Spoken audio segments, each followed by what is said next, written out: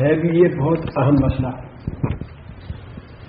کہ قرآن پاک کے اندر جس قدر بیان نماز کے سلسلے میں آیا ہے دوسرے اور احکام کے سلسلے میں اتنا ذکر قرآن پاک کر دیا ہے.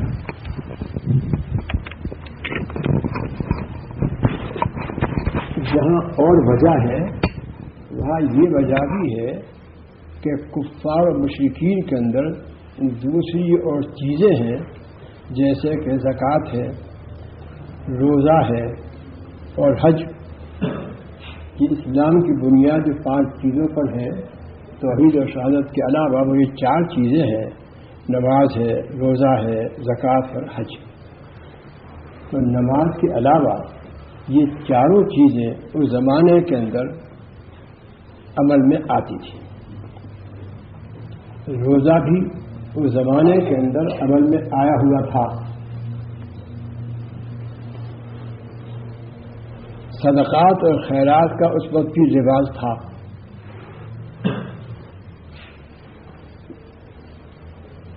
اور حج کرنے کا بھی اور طواف کرنے کا بھی اس مشرکین اور کفار کے اندر طریق تھا.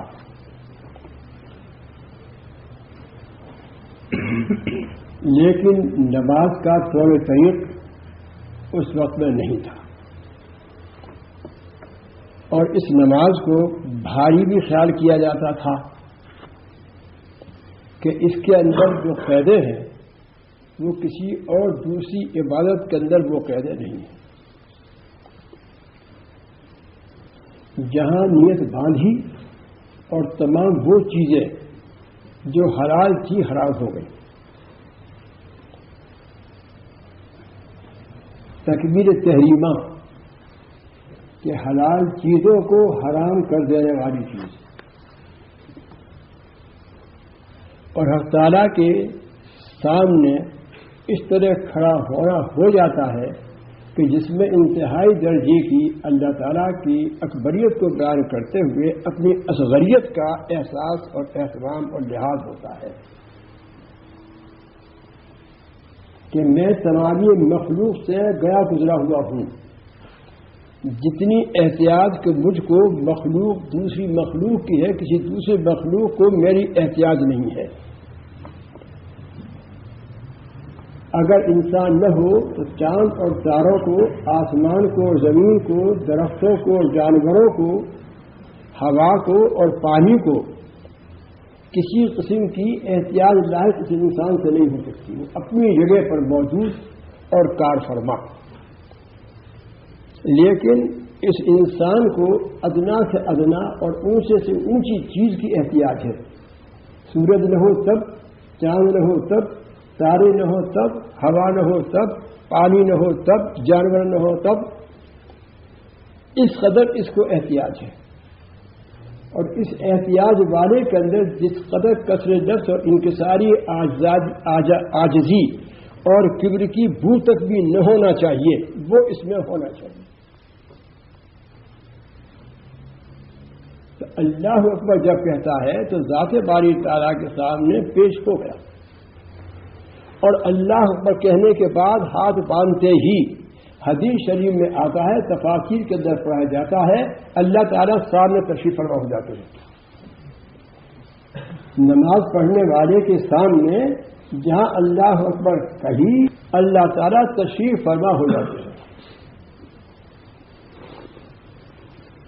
اس سے اور بلند چیز کیا ہو سکتی ہے؟ لیکن اب جب کہ ہاتھ باندھنے کے بعد اس کے خیالات, اس کی نظر, اس کا دل کسی اور طرف بھاگنے اور چلنے لگتا ہے تو حق تعالیٰ فرماتے ہیں اے میرے بندے, اللہ اکبر کہنے والے, میری حمد پڑھنے والے, تجھے اس وقت مجھ سے زیادہ کون حسین اور خوبصورت اور نفع کی چیز نظر آ گئی جو تیرا دل ادھر ادھر بھاگا پڑ سکتا ہے. حق تعالیٰ فرماتے ہیں کہ اے بندے, اس وقت تجھ کو مجھ سے خوبصورت اور اچھی چیز کون سی نظر آ گئی جو تو ادھر ادھر بھاگا پڑتا ہے. تیرا خیال تو پوری جمعیت کے ساتھ میری اکبریت کا احساس اور اپنی اصغریت کا احساس کرتے ہوئے میری طرف ہی توجہ رہنا چاہیے تھی. اس پر ایک بات یاد آ گئی. حضرت جنید بغدادی رحمۃ اللہ تعالی علیہ کی خدمت میں ایک عورت آئی. اس نے اطلاع کی کہ مجھے کچھ مسئلہ دریافت کرنا ہے، اجازت ہو. پردے کے ادھر اس کو اجازت ملی. جنید بغدادی نے فرمایا کہ کیا مسئلہ ہے؟ اس نے کہا کہ میرا شوہر میرے ہوتے ہوئے دوسری شادی کرنا چاہتا ہے. آپ اس کے متعلق کیا فرماتے ہیں؟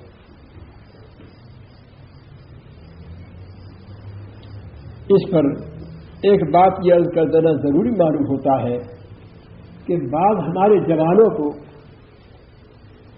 اپنے پاس بیوی ہوتے ہوئے دوسری شادی کرنے کا شوق ہو جاتا ہے.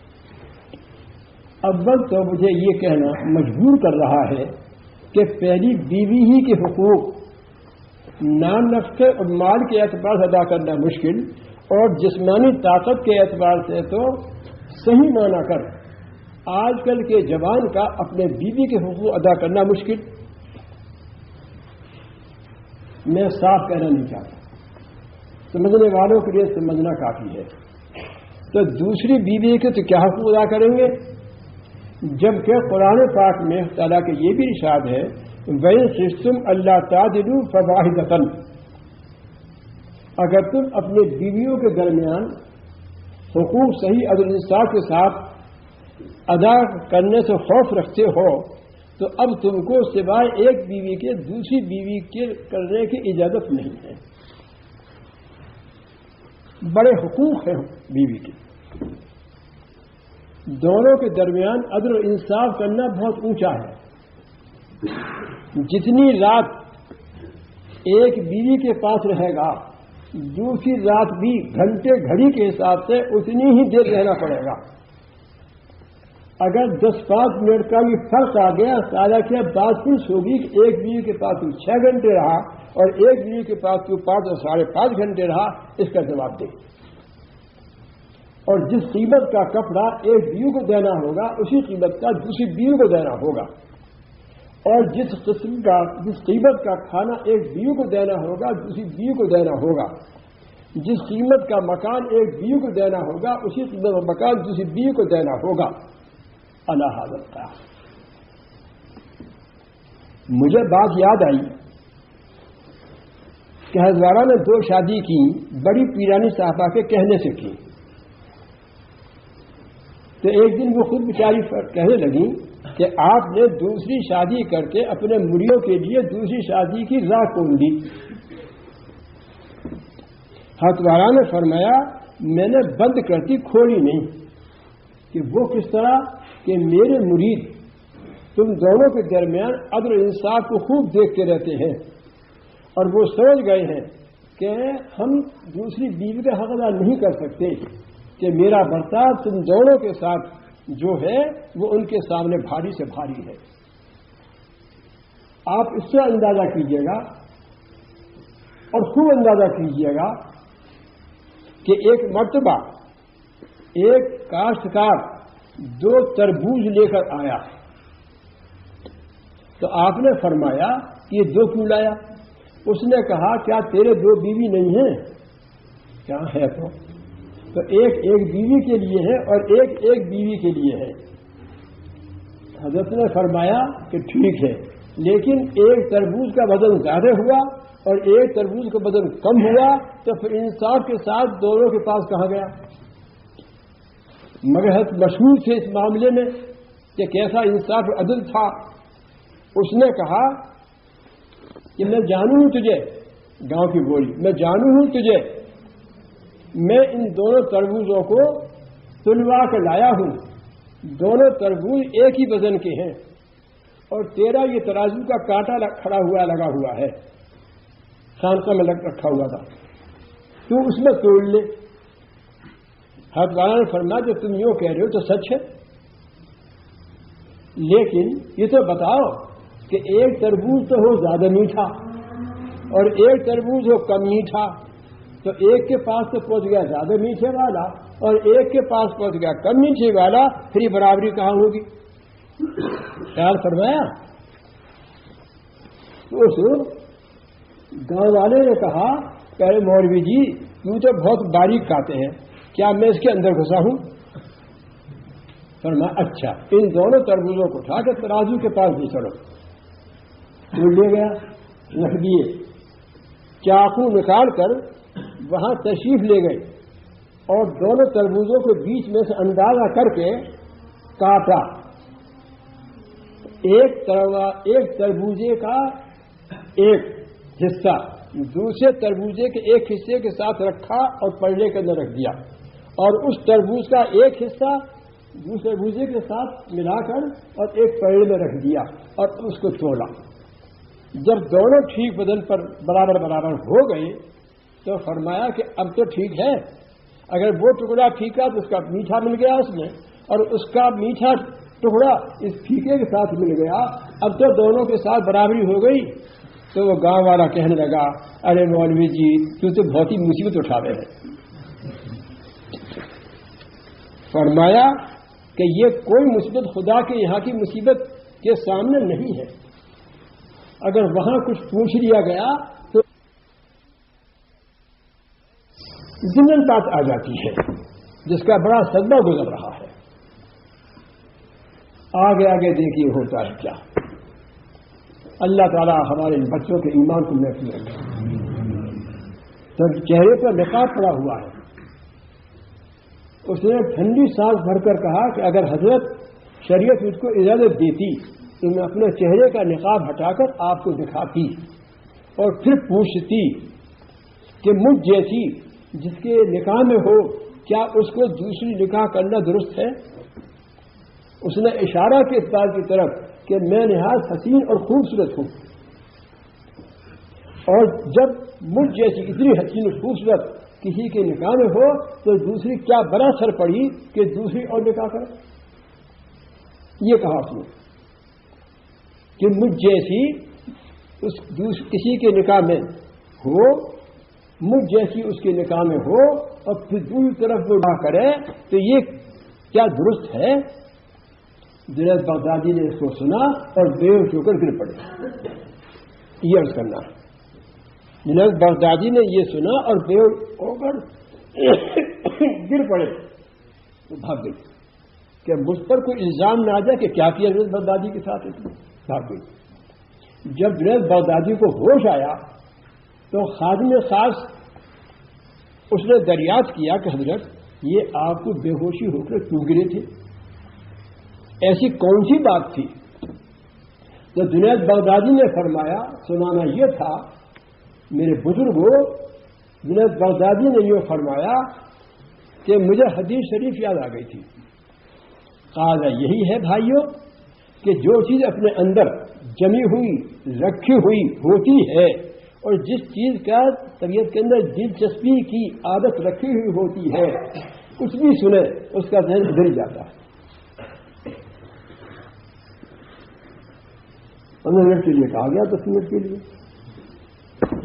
جب بات چھیڑتی ہے تو بڑی مشکل پڑ جاتی ہے۔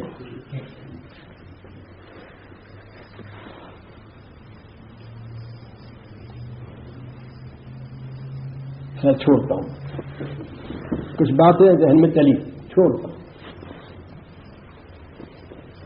مجھے اپنے ساتھیوں کا باتوں میں خیال آ جاتا ہے۔ آپ رات بھی یہاں سے بھوکے بیٹھے ہوں گے، چھوڑتا ہوں۔ جیسی طبیعت کے اندر جی طبیعت رسی ہوئی ہوتی ہے آدمی کا ذہن اسی طرف رہتا ہے اور جاتا ہے۔ تو جنید بغدادی فرماتے ہیں کہ جب اس نے یہ کہا تھا تو مجھے حدیث شریف یاد آ گئی تھی کہ ذات باری تعالیٰ یوں فرماتے ہیں، حدیث قدسی کہتے ہیں اس کو، ذات باری تعالیٰ یوں فرماتے ہیں کہ اے میرے بندو، میرے اور تمہارے درمیان جو حجاب نور کا پڑا ہوا ہے، اگر تم مجھ کو دیکھ سکتے ہوتے تو میں اس حجاب کو جو میرے تمہارے درمیان پڑا ہوا ہے اس کو ہٹا دیتا اور پھر تم مجھ کو دیکھتے اور تم سے میں یہ پوچھتا کہ مجھ جیسا تمہارا خدا ہو تو کیا اس کو دوسری طرف نگاہ کرنا روا ہے؟ مجھ جیسا جس کا خدا ہو اس کو دوسری طرف نگاہ کرنا روا ہے؟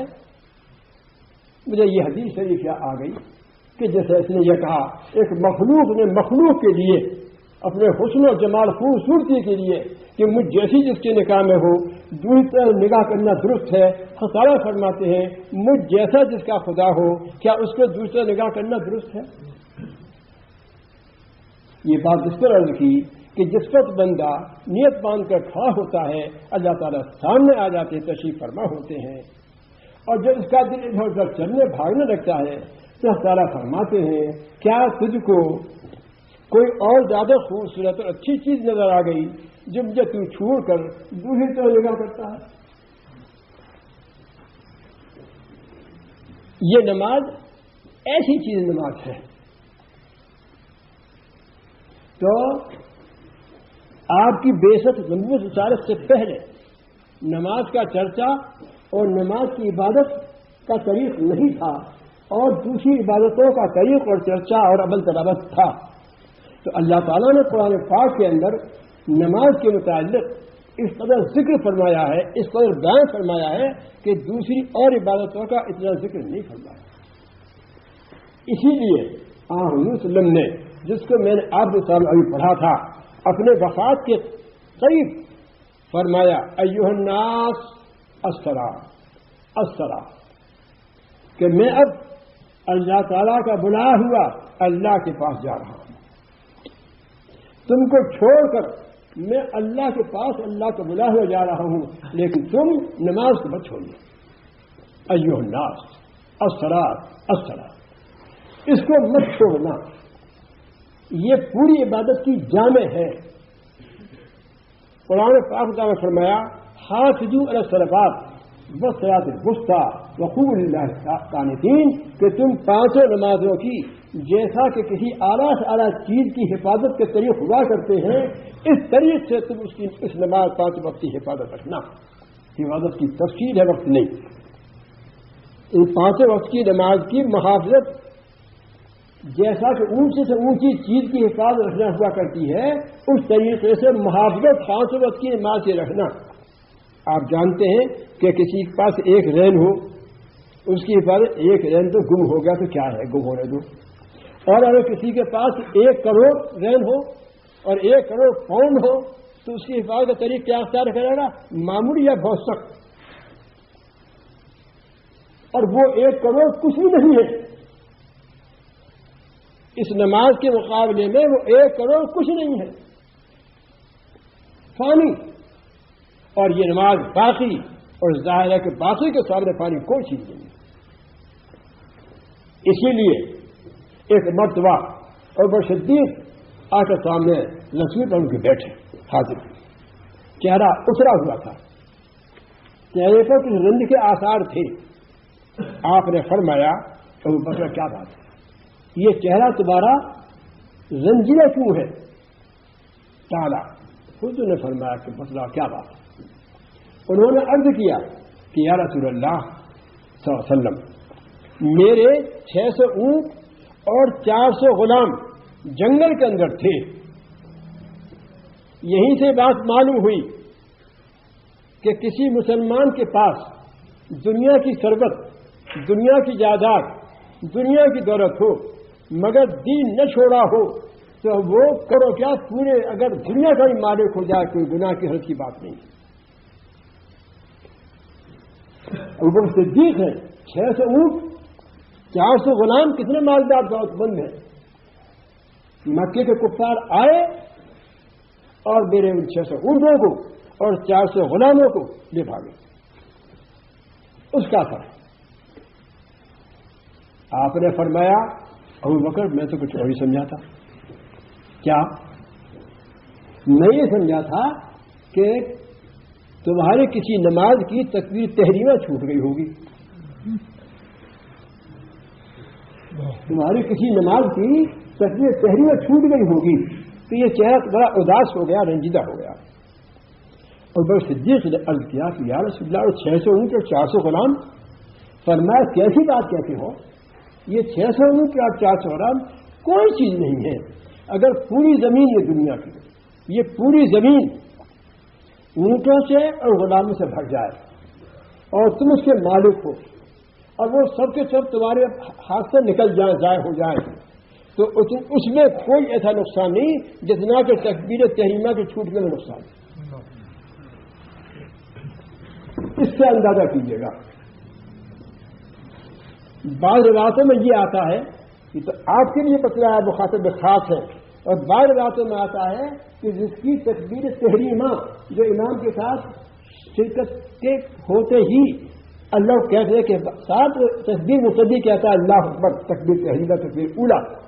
بعض روایتوں میں آتا ہے کہ جس شخص کی تکبیر تحریمہ چھوٹ گئی اتنا نقصان اور ضرر ہوا جیسے کہ 1000 اونٹ اسے ضائع ہو گئے. بعض روایتوں میں یہاں تک آتا ہے. اس سے اہمیت آپ نماز کی خیال فرمائیں کہ کس درجہ ہے. اسی لیے آپ نے صرف کہنے پر کفایت نہیں کی بلکہ کر کے دکھایا. کیا کہ آپ بیمار ہیں, اتنے کمزور ہیں کہ بلا سہارے کے چل نہیں سکتے.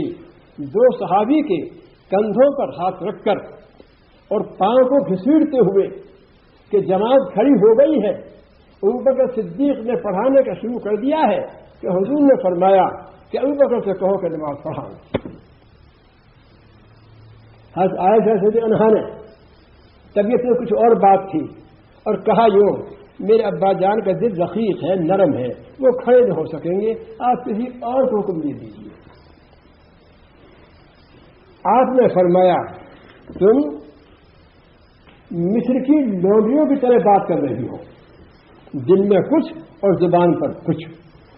کیا کہ لوگ یوں نہ کہیں کہ ابو بکر کو حضور کی موت کی کچھ امیدواری ہو رہی ہوگی اور ان کے انتقال کے بعد مجھے خلافت مل جائے. یہ وہم بھی نہیں. تو حضور نے فرمایا کہ نہیں, ابو بکر سے کہو کہ نماز پڑھائیں. ابو بکر صدیق نماز پڑھانے کھڑے ہوئے. اشارہ ہوا اس بات کی طرف کہ میری وفات کے بعد امیر ہونے کا, خلیفہ ہونے کا مستحق یہی شخص ہوگا جس کو میں خلیفہ بنا رہا ہوں اپنی زندگی میں. بہرحال نماز شروع ہو گئی. آپ نے جھانک کر دیکھا حجر شریف سے نماز ہو رہی ہے. آپ نے فرمایا کہ میں جماعت سے نماز پڑھوں گا. 2 صحابی کندھے پر ہاتھ رکھے ہوئے ہیں, پاؤں گھسیٹتے ہوئے نماز پڑھنے کے بعد سے آپ تشریف لے گئے. تو آپ نے صرف کہا ہی نہیں تھا ایو الناس الصلاۃ الصلاۃ, بلکہ کر کے دکھایا کہ جب تک تمہاری جان میں جان اس طرح پر ہے کہ کسی کے سہارے سے بھی اگر تم جا سکتے ہو نماز پڑھنے کے لیے اور وہ مسجد بھی قریب ہے تو یاد رکھو کہ تم سے وہ نماز میں چھوٹ کے پاس ہے. کیوں؟ اس کا عذاب بھی بہت سخت ہے. جہاں نماز کی ادائیگی کا اجر عظیم ہے اور قرب الہی خاص و خاص ہے اور اس کی ادا کرنے سے وقت نہیں ہے. حضور کو معراج جسمانی ہوئی تھی اور وہ قرب خاص معراج جسمانی میں ہوا تھا. یاد رکھیے گا کہ جس وقت مومن بندہ نماز پڑھنے کے لیے جب میں نے عرض کیا اس طرح کھڑا ہوتا ہے تو وہ روحانی طور پر معراج کے لیے پہنچ جاتا ہے. اس سے زیادہ اور کیا بڑی چیز ہوگی کہ الصلاۃ معراج المومنین, یعنی ترقی کا زینہ. معراج یہ اسم اعلیٰ ہے عربی کے قاعدے سے, ترقی کا ذریعہ, کہ نماز یہ دنیاوی اور اخروی دونوں چیزوں کے ترقی کا, معراج کا عروج کا ذریعہ ہے جس کو آج چھوڑ دیا گیا. اور اگر اعلان ہوتا ہے تو بھائی مسلمان یوں کہہ کر بھی بات چل دیتے ہیں مولوی صاحب اور کیا بیان فرمائیں گے, یہ نماز روزی کی بات بیان فرمائیں گے اور کیا بیان فرمائیں گے. چلو بھی, تو جہاں اس کے ادا کرنے کے قرب خاص و خاص ہیں, اس کے اجر جہاں زیادہ سے زیادہ ہے وہاں اس کے ترک کے بھی زیادہ سے زیادہ عذاب و گناہ بھی ہے. ایک بات یاد آئی, موسیٰ علیہ السلام کے زمانے میں جبکہ ان پر صرف 2 کی نماز فرض تھی, ایک عورت آئی اور اس نے آ کر یہ کہا کہ مجھ سے بہت بڑا گناہ ہو گیا ہے, آپ میرے لیے دعا فرمائیے کہ اللہ میری مغفرت کرے. فرمایا کہ وہ گناہ کیا ہوا ہے؟ تو اس نے کہا کہ پہلا گناہ تو یہ ہوا کہ مجھ سے زنا ہو گیا، اور دوسرا گناہ یہ ہوا کہ جو بچہ پیدا ہوا میں نے اس کو قتل کر دیا. یہ بہت بڑا مجھ سے گناہ ہوا ہے. موسیٰ علیہ السلام نے فرمایا کہ تو جلد یہاں سے چلی جا، نکل جا، کہیں ایسا نہ ہو کہ تیری وجہ سے ہم پر کوئی آفت آ جائے. وہ چلی گئی. جبریل علیہ السلام تشریف لائے اور آ کر کہا کہ اللہ تعالیٰ نے آپ کو سلام کہا اے موسیٰ، اور یہ پوچھا ہے کہ اس عورت زانیہ قاتلہ کے قتل بھی کیا، اس عورت زانیہ قاتلہ سے کوئی اور دوسرا شخص بھی برا بدتر ہے؟ موسیٰ علیہ السلام نے عرض کیا کہ میرے نزدیک تو اس سے کوئی بڑا بدتر شخص نہیں ہے.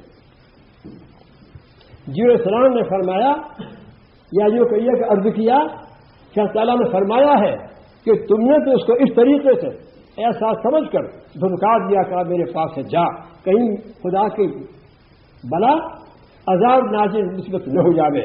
لیکن اللہ تعالیٰ نے فرمایا کہ اے موسیٰ یاد رکھو کہ وہ شخص جو نماز کا قصداً چھوڑ دینے والا ہو وہ اس زانیہ قاتلہ عورت سے بدتر ہے. یہ حدیث شریف کے اندر روایت آئی ہے. اس سے اندازہ کیجیے گا کہ نماز کا ترک کرنا کتنی کہ ہم بھی تھو تھو کرتے ہیں.